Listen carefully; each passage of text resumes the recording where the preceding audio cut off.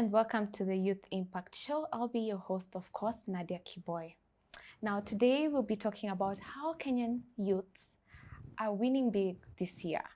And before we end the year, we're going to just look at a few young people who are doing amazing and great things. As you all know, it really catches the eye of people to see young people doing great things. The likes of Joseph Ndugiru. Ndugiru was selected to be part of the 6th top young innovators in the East African region. Nguthiru received his Presidential Innovation Award from Ugandan President Yoweri Museveni. Wow, now these are young people who have put Kenya in a map somewhere. Interestingly, Pamoja album by Jamaican reggae singer Etana has been nominated for the Grammy Awards. What is more interesting is this album featured young Kenyan artists. Now let's look at them. Wire being the first, Michael Bundi and Naiboy have featured in this album. I think those who know Etana know that Etana came to Kenya last year and Success Africa was among the promoters of the event. So those who are privileged to get tickets from us, I know you know these songs very, very well. And yes, these are young people doing great and amazing things. Let's talk about Nelly Cheboy. Nelly Cheboy was feted as a CNN Hero of the Year for creating computer labs for rural schools. Guys, this is a very noble initiative that has put Nelly Cheboy in the map. In an interview with Success Africa, she mentions her journey of success and extraordinary achievement, because featuring a CNN Hero of the Year is a great and big thing for a young person to do. I know we as young people aspire to do big things, and maybe the question should shift from what are we doing wrong to what can we do differently? The question is, are we in wrong careers? Should we all be artists and innovators? Because it seems creatives are actually doing very well. Now we took to the streets the question of whether young people should explore their creative side and their talents, and actually what's preventing them from achieving this greatness. And these are the responses we got. My name is Leonel Joel and I'm 18 years. Kila mtu anakuanga na talent, by the way. Na talent ni kitu inaweza kusaidia because there are people who are making millions out of their talents, na pia talent ni kitu pia inaweza kusaidia if you don't take any of it. For me, nasema ndio niko na talent. Inanisaidianga but saa zingine inisaidiangi, but saa zingine niingiza kwa shida, saa zingine nanitoa kwa shida. So what matters is how you use your talent. Yangu ni naturally najua kudeal na IT, but sijui vile ilikam, sijasomea, sijafanya kitu yote. Saa zingine naingiza kwa shida but saa zingine inanisaidia. So it all depends on how you use your talent. Na ukiwa nayo, use it wisely. Usiache mse a disrespect talent yako saa, cause talent is the only thing unaweza pewa bure. All you have to do is work on it. My name is Arthur. I'm 23. I'm a professional and street photographer. Yeah, this year, I don't know. I can't talk much about the years this year because it is the year of small steps. We call them baby steps. But sometimes we believe for greater things in the coming years. But I can say generally, yeah, it has been a year of ups and downs, in different. What can I say? In academics, in my also in my personal life, in my photography life, So it's a year that I can't really give exact details of what I have achieved and what I have not achieved, but I can say it's a year that I've seen improvement on everything that I'm doing. Yeah. I am Chanda Wangu Gituku. I'm 20 years old and I am a writer. My wins this year, I have written a lot, and I have been privileged enough to just be in that space and publish what I publish and just do excellently in that area. So I'll highlight that as my greatest win for this year. Secondly, my biggest stronghold within this year has been my mental health. Mental health is a very touchy issue, especially in this um, decade we're in. But I have been able to overcome, and I am overcoming, and I'm encouraging everyone to be in the same spirit and in the same light in regards to coping and mental health. Now, my guest today is a very influential person. His name is Eugene. He's the founder and executive director, Unlock Young Leaders Summit. That is an NGO that trains the youth. That is an NGO that trains the youth on leadership, entrepreneurship, career development from high school students to young professionals. Now, my guest is also an author, a leadership trainer, and a personal growth and development coach.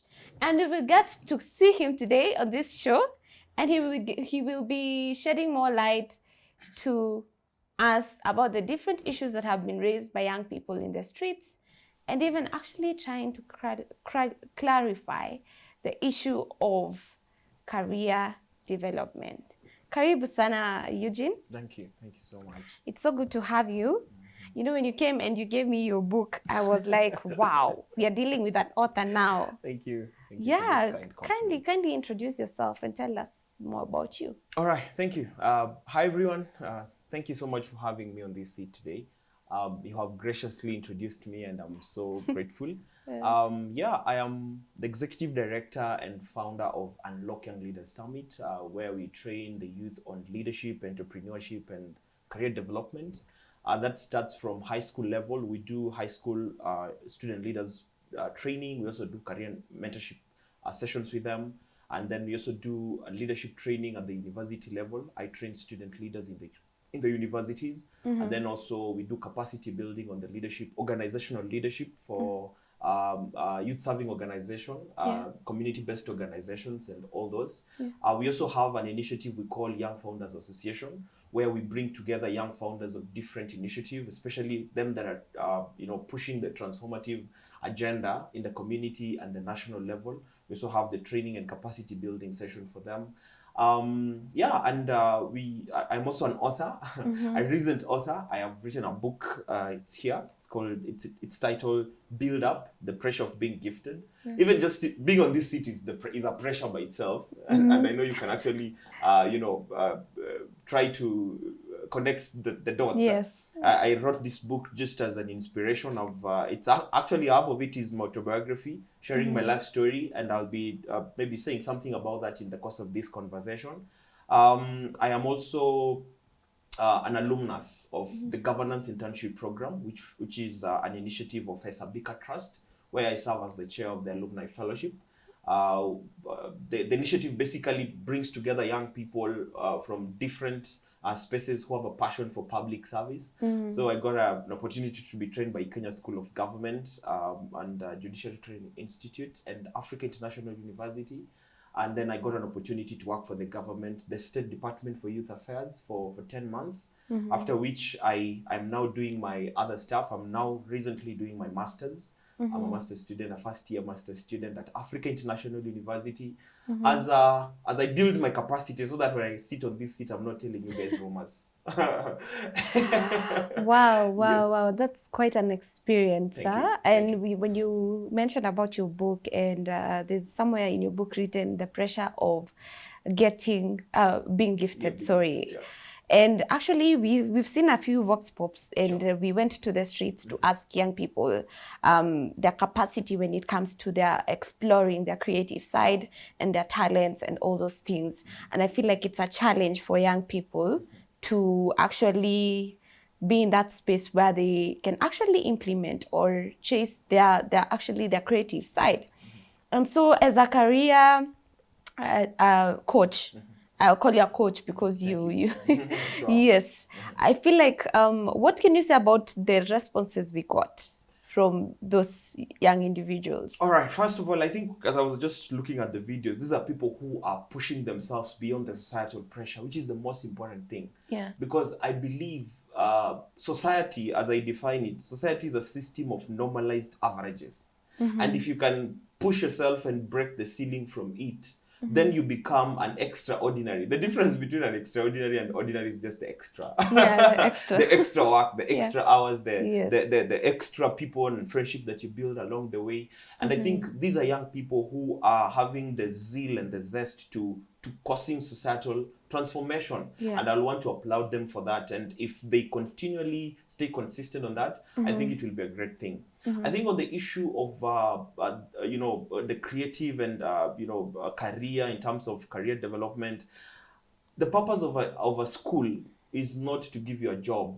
Of course, we have moved from that generational mindset where you go to school and you come out with a job. Yes. Nowadays, you go to the university, you finish your undergraduate, and you come out with a bill, help loan, and Fuliza. There's also the school of tamaki. Yes, the school of tamaki. And it's very important if you can glean experiences along the way, so that when you come out of the university, you're able to foresee, what am I made of? Because one of the most important questions, even when you talk about career transition, is asking yourself, it should be the bedrock of that kind of a conversation should be, what am I made of? What is my purpose? What have you built the test buds of your calling, of your purpose? Yeah. Because when you talk about the creatives and how much they make, it's not just a cheap work that people do and boom, they have made it. It's work, the work ethics, the extra hours that goes into it. And I believe if the young people who have actually, they have actually shared the experiences, they stay consistent, is something that is achievable, and you can actually rise to the level of the people you love to emulate. Wow. When we were looking at those vox pops, we actually, one thing we noticed is most of them were actually creatives. So the question would be, what are they doing wrong? Because we've given a whole example of Kina Waire, Kina Naiboy, who are actually featuring in albums that are doing well, and I even selected for Grammy Awards. So the question would be, what is it that I'm doing differently? Why am I not able to be like Waire? Why am I not able to feature into someone? Because someone said he's a photographer. Yes. And, there are big photographers doing great things out there. They're somewhere in the map. And the question could be, what am I doing differently? Such an interesting question. Yeah. The difference between you and Waire is time and experience. You can't Google experience. Yeah. You can't just wake up one morning and boom, you're there. So the difference is time. And I think one of the things I love teaching people is that if you cannot catch me, if you cannot actually, put together the 10,000 hour rule, where you have to do something consistently for 10,000 hours, so that you can be a mastery in that kind of a field. Yes. The issue is, what are you doing consistently? There's an amazing principle. It's called the principle of the aggregation of marginal gain. It's a principle that was developed by a guy called Brailsford. He was appointed to be the performance director for the British professional cycling, who are doing very poorly for almost 110 years. They'd never won any award. They'd never won anything. And when this guy was appointed to be their performance director in the year 2003, the guy started changing. He actually says that the philosophy of the principle is based on the fact that if you break down everything that goes into cycling, and then you make 1% improvement on each one of them, by the end of the year, you will have 37% improvement. Now, it's mathematically, if you do 1.01 raised to 335 days that we have, you get 35% improvement. And that was actually the basis of that principle. Now, what I will advise everyone, and possibly what we are doing wrongly, is negative competition. When you try to get to a place where you are not, and you're trying to fake your portfolio to look like what you are not. Because the thing that goes into time and putting in the work that you need, there's something that is wired within your system. It's called work ethics. Because if you look at these people, Nelly Cheboy, you've mentioned her, Waire, you've mentioned her. These are people who have been in this industry for long. They understand the dynamics of everything that goes into it. Yes. And you cannot just wake up one morning and boom, you are there. Yeah. You have to make sure that you're building consistently your craft and understanding what do I need to do at this time. And then break down, as that principle actually will teach us, break down everything that goes into you being an effective person. And then just try as much as possible to morph from the societal negative competition. Yeah. Be you, be you, work on yourself, build your craft as an individual. And then one of the other very important thing that I feel young people are getting it wrongly is being working in silo. Yeah. Being alone and you want to do things alone. It does never work that way. If I was listening to Nelly Cheboy when she was just talking, and if you talk to Kina Waire and all these people, amazing people who have achieved, they will tell you someone held my hand. Yeah. I was writing a research paper sometime in my first semester, and I was looking at the role of mentorship among the young professional. And in my research, I realized that most young people don't have mentors. They have people that they know. Yes. And one of the tragedies that these people, you know them and they don't know anything about you. Yeah. And you call them your mentors, And so I will advise every creative, every young person, please make sure you are holding onto the garment of someone who has gone ahead of you. Because that is very, very, very important. But the third thing that I also feel like many people have not gotten it right is looking for money. In a way that is not it. One of the principles about money is value. Money is value, and therefore you need to make sure that you're building your value, because value attracts value. Yes. That's a principle. Yes. You get. And therefore, if you've built your value as an individual, money is able to gravitate towards you. But if you chase after money, Yes. money is not just after. Money is attracted, Yeah. and is attracted by you becoming a person of value. There are places, and I'm saying this with utmost humility, there are places I just show up. Someone just come and tell me, I want you to come and we are doing this, and we will love you to say one or two, three things. And I go home with some check. Yeah. You get? Yeah. Because you have built value to some extent whereby people are able to appreciate you. And therefore, as a creative, as a photographer, don't just be any photographer. Build value around it. Build scaffolds around it. And I think the last thing I will also say is make sure that you're building values-driven relationship. There's a whole rich gold ground that people have not actualized. It's called social capital. Now, if there's something money cannot buy, is relationships. Yes. And relationships are very important, that they can give you a trajectory that money cannot. Because there are people you meet and they're able to know your work and they're able to know your work ethics. And they have a gig somewhere and they'll say, no, there's a young man who I know who can do this job. Yes. Actually, most of my speaking engagements have been, people have referred me to people that they know. And have been called, you get, because you've built a social capital. And one of the things about social capital is not a crowd of people. Social capital is not a crowd of people. It's not your followers on Facebook. Yeah. Social capital is this, let me use Sheng. Ni rende ya wase wanajua what you do and how you do it. Yeah. And they're able to trust you and they're able to give you some gig that possibly can change your entire career. Yeah. Yeah. Now, you mentioned about a place you stepped in Yes. and an opportunity availed. And I feel like one thing we miss out as young people is we miss out on opportunities just because we look at the value side of it more than the growth side of it.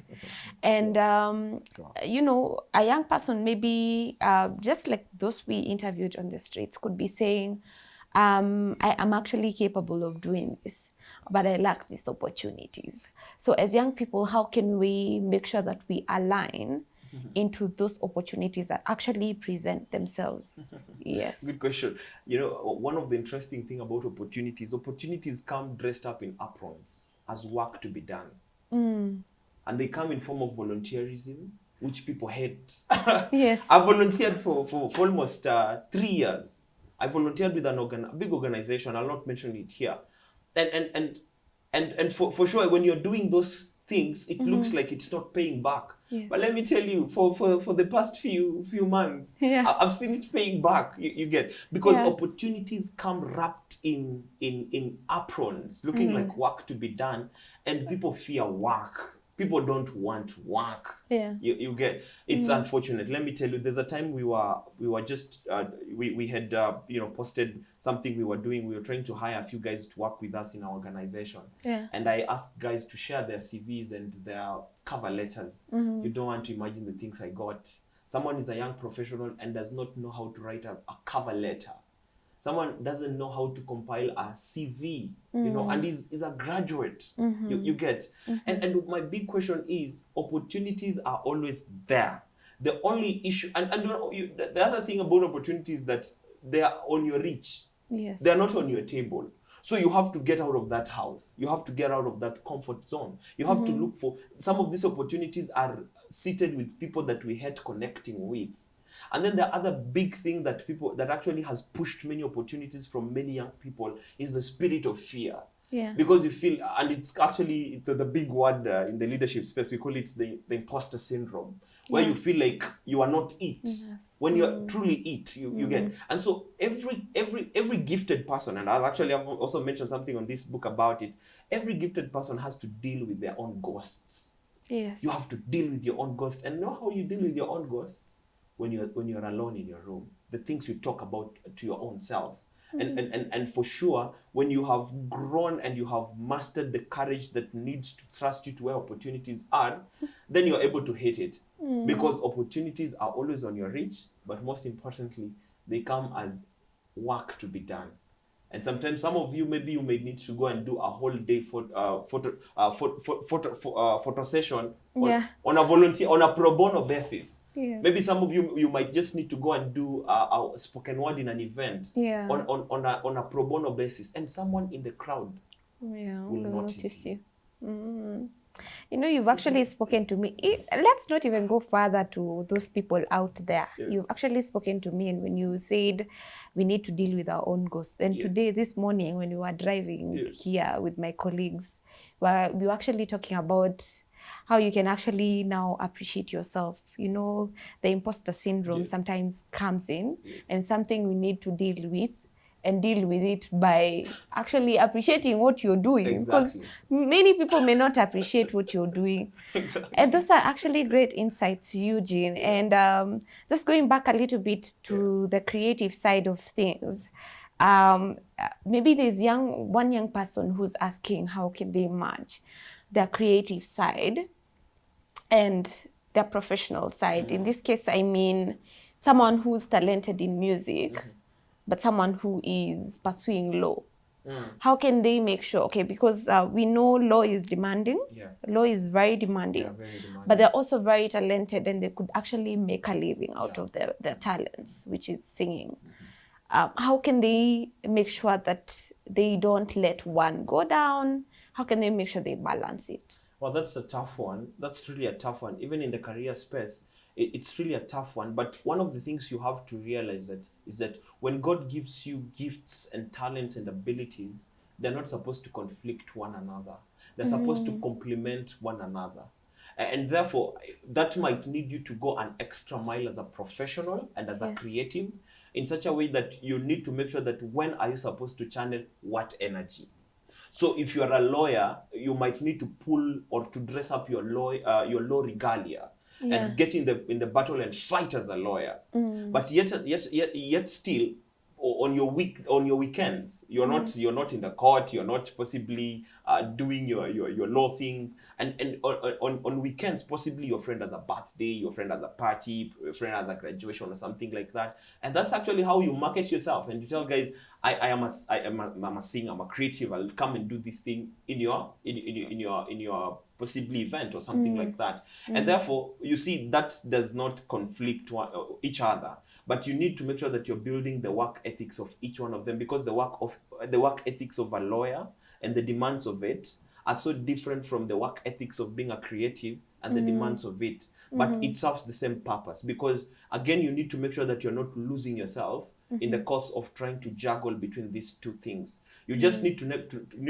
make sure that you know what energy do you need to pull when, Yeah. and at what and at what time, because Yes. yet again, when people are expecting you in the office, you have to show up, Yeah. but yet still on weekends, and possibly when you're not in the office, when you're not doing your stuff, you become you become your creative side of it. And another thing, we have the whole every career has a professional body. Yes. And these bodies normally have various events and stuff like that. That's also a way to capitalize. And it's so important for your boss to know what you're made up of.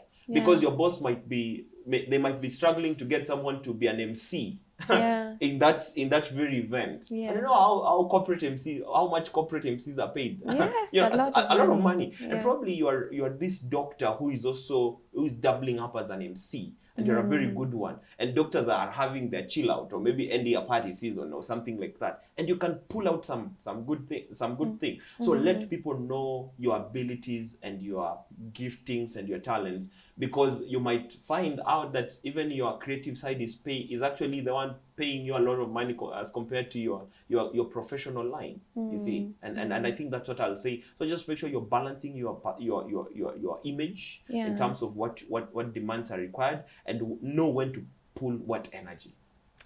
Wow, those are great insights from Eugene. And hopefully next year we'll have more Kenyan youths winning big in 2023. Sure. Now, as a parting shot, your last few words as you also tell us about your book. Yeah, probably just look at the camera, speak to young people out there. I think one of the things I would just want to tell every person is that every sort of excuse you have is valid. Possibly you didn't grow up with your parents. Maybe you don't have money. Maybe you're not well connected. All those things are valid. But you need to know that those things cannot feed on your destiny. They cannot feed on the person that you need to become. I'll just say shortly, myself, I was born out of the wedlock. I grew up under family-based violence, and it was a bad experience. And I was a terrible failure in school. Things were so bad in school. And I grew up with a broken self-esteem as a young person. I hated life. I contemplated suicide almost. I almost died at one point in life, because I had reached to the brink of life. And at one point, I felt like, throwing in the towel. I met my biological father when I was 21 years old, and it was some sort of a miracle that happened in my life. But one of the things that God helped me to do is that I met with him along the way, and he was able to revitalize my sense of passion, my sense of vision, and my sense of purpose. And actually, that's the reason why I wrote this book. I wrote this book specifically to inspire people, especially them that did not have an opportunity to grow up with their parents, or you have never seen one, or maybe you're not in good terms even with your dad or your parents or something like that. And maybe you're struggling with your self-identity. You're struggling with with yourself as much as what you're supposed to do is required. And maybe life is not making sense. It's not adding up. But you feel inside you that you have massive gifting and talent. Now that is the pressure of being gifted, because you need to understand that, and that's what actually I told myself at some point. Everything you have gone through was necessary to get you to where you are today. So just pick up with whatever is remaining and move forward, because life makes sense backwards. Life is lived forward, but it makes sense backwards. And if you love to get this book, you can get in touch with me across all social media handles as Okanda Eugene Stephen. And I'll be glad to reach out, and even just reach out in terms of if you love to maybe learn one or two, three things that we have talked about in this conversation. Please reach out, and we'll be having some good time as we look forward to building a community of values-driven young leaders causing national and community transformation. Thank you so much, Eugene. It was so good having you in the show. And it was also nice sharing in your wisdom. Thank you so much. It was awesome. And for the Youth of the Week, we have Nelly Cheboy. Nikikuwa mkubwa we nitakusaidia utapumzika. 29-year-old Nelly Cheboy's persistence and drive toward getting her family out of poverty led to her monumental success. From a small village in Mogocho, Baringo County, Cheboy has risen to become the chief executive officer of her own company, Tech Lit Africa. Cheboe hires teachers and trains them to run the laboratories in their community to be fully equipped to teach students living in dilapidated areas. Through her own company, she recycles technology products from the United States of America to build computer laboratories in Kenya. Cheboe has plans to open 100 more laboratories across the continent to enable children to access and learn digital skills. What turned out as a distant dream at one time for Cheboe is now a reality. Nellie Cheboe won the coveted CNN Hero of the Year award because of her exemplary community work. She will receive $100,000 to expand her work and additional grants, organizational training, and support from the Elevate Prize Foundation. Nellie will be named an Elevate Prize winner, which comes with a $3 million grant and additional support worth $200,000 for her nonprofit. Wow, this will be it for us this week. Amazing conversations with Eugene there. You can catch us on our YouTube channel, Success Africa. Until next time, keep it Success Africa.